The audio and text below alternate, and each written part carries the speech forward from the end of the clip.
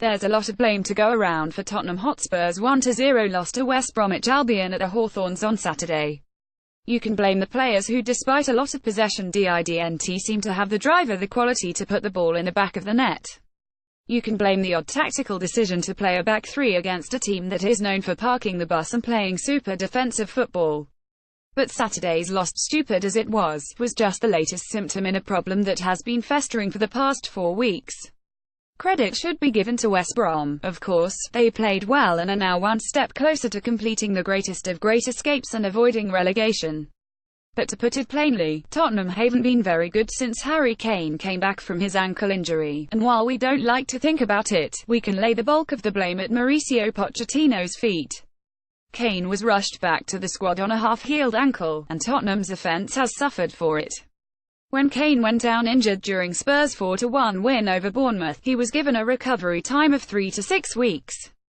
That's fairly typical for the kind of ankle injury that he sustained. He strained his ligaments, something he's done a couple of times now, but it didn't appear that anything was ruptured or broken. In the meantime, Spurs were on a good run of form up to that point and continued it in Kane's absence. In fact, Tottenham were pretty darn good with Son Heung-min deputising for Harry at striker.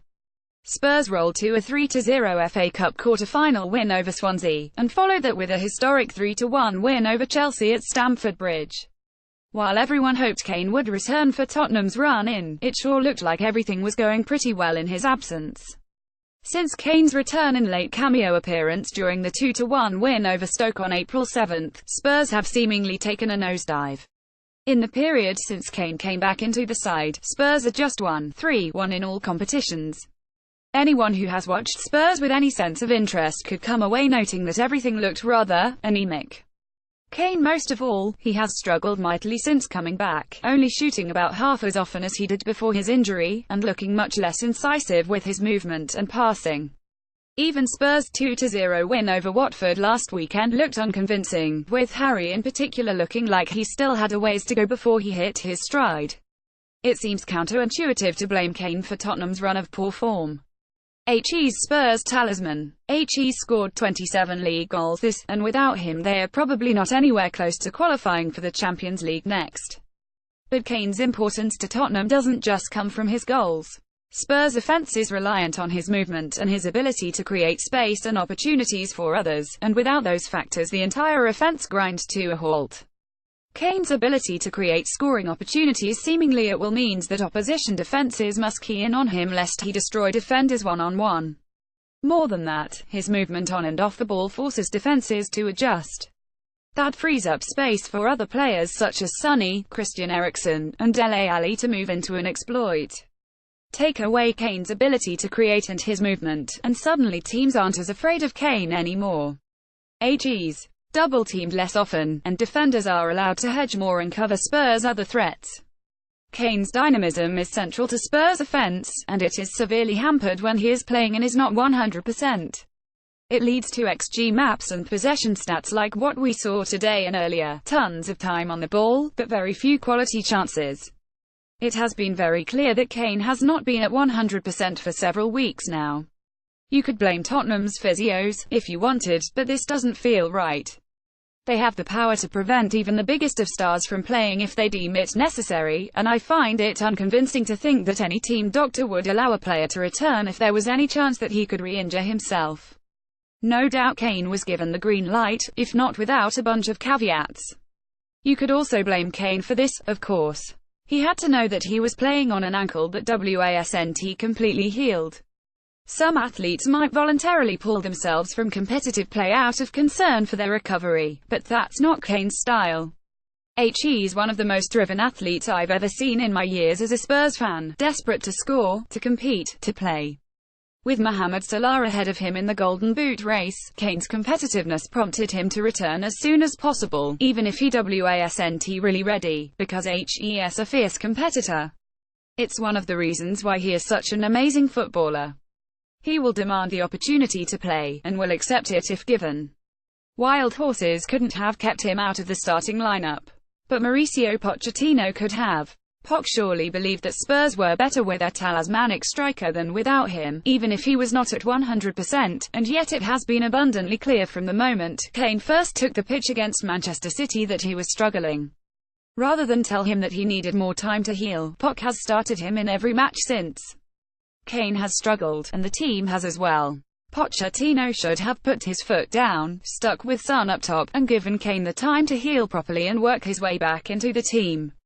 Doing so would have been controversial. Kane certainly would have been unhappy at losing the chance to catch Salah for the Golden Boot, and it's impossible to say whether Spurs would have done any better or worse in those same fixtures if he were focusing on his recovery and not playing football while unfit. But it would have been the correct decision. Instead, Poch has talked about how the club needs to show more in big matches. While Kane is surely not the only factor in why Spurs have been playing so poorly, boiling it down to lack of desire or quality in a press conference feels overly simplistic when there's an obvious solution: sitting Kane for his own good, staring him in the face. Pochettino's favourable treatment of Kane also strikes me as somewhat hypocritical when compared to how he has treated Toby Alderweireld after his long injury return. Toby's benching was ostensibly for performance reasons despite the lingering contract dispute and Poch's history of marginalising players who aren't singing from the same hymn sheet. And yet Kane is rushed back on a barely healed ankle, and given the run of the team it has the smell of a double standard. In fairness, I should note that for about a half hour on Saturday Kane looked like something a lot closer to his pre-injury form. That was nice to see. He moved well, was creating chances, and was dropping deep, holding up the ball to bring his teammates into space. He may have disappeared in the second half, but it was an encouraging improvement. That may not be entirely a coincidence, as a Carty-free reader noted on Twitter on Saturday.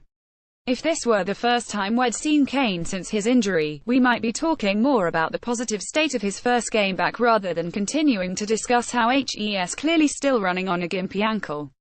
Funny his movement may be returning, since he's at the 6-week mark since the original injury, which had a 3 to 6 week recovery time. Uncle Jay at rest at Bad Uncle May 5, 2018. To be clear, I'm not calling for Poch to bench Kane for Wednesday's match against Newcastle.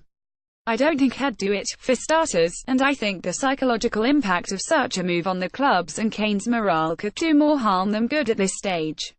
It seems clear to me, however, that the situation with Kane's injury could have been handled very differently, and possibly with more favourable results for the club. Spurs now have 2 matches remaining, and a magic number of 4 to clinch top 4, possibly fewer depending on the results of Sunday's match between Chelsea and Liverpool. To be sure, Spurs are overwhelming favourites to pip Chelsea to 4th place when all is said and done. Fiverr38.com still has Tottenham with a 97% chance of finishing 4th or higher. That's an encouraging number, but ask any Tottenham fan about this and they would tell you their gut says that on Spurs' current form the odds are significantly lower. There's already a sense of dread permeating the fan base, especially heading into a match against a Newcastle club with nothing to play for. Spurs need results and they need them now. There's nothing more to do except wait and hope that the offense finds its sea legs again. Hopey that means that Kane will find his scoring touch again before the end, reminding us of how good Spurs looked in February and March. Clinching Champions League is still the primary goal. Limping across the finish line is still finishing the race, and it's still better than the alternative.